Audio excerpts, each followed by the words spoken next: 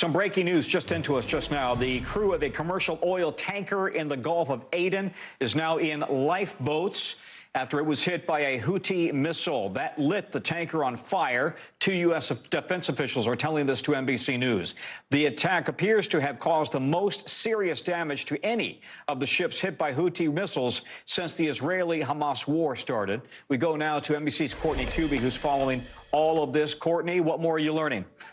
Yeah, so this ship was hit by an anti-ship cruise missile fired by the Houthis from Yemen earlier today. And it seems that it struck some sort of a tank area and caused this fire. The crew sent out a distress signal and they started battling that fire. But Tom, what's not clear right now is whether the ship is seaworthy anymore.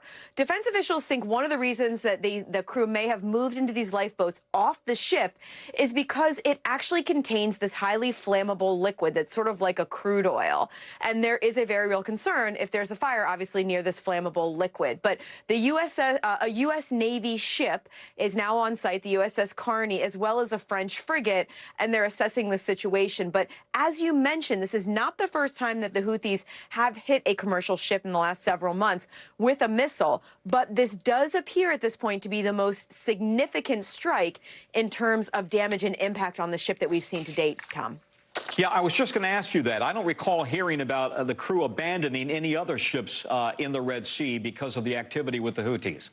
Yeah, there have been other ones that have been hit. There was even one that was pretty badly damaged, but so far they've all been seaworthy enough that they've been able to make their way on their own. This is the first time that we've heard about, that we know of, where the crew has actually had to, for now, abandon the ship. And the reality is, again, the defense officials are not saying that the ship is sinking, that they have to completely abandon it, that they may not be able to go back on board. But clearly the situation is dangerous enough that the crew feared enough to leave the ship behind, Tom.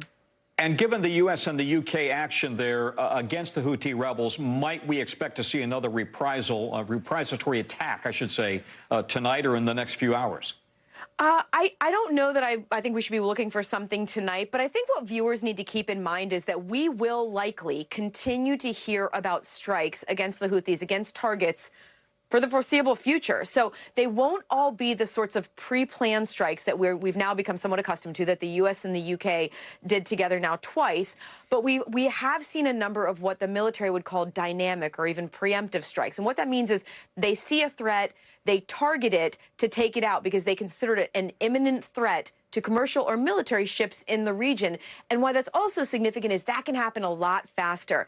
There's this pre-authorized authority that the head of U.S. Central Command, the regional U.S. military commander there, has in one of those cases. It's a case of self-defense, frankly, Tom. You've got British, French, and U.S. ships right there in the region, and so it is a tinderbox, isn't it, right now? Courtney, we got to make it quick, but your quick assessment. Yeah, absolutely. And I think the real concern is that if we see one of these Houthi missiles or drones hit a ship, cause real damage and casualties, there's a real concern of escalation here, Tom. Courtney Kuby on the story from the Pentagon. Thank you, Courtney. Thanks for watching. Stay updated about breaking news and top stories on the NBC News app or follow us on social media.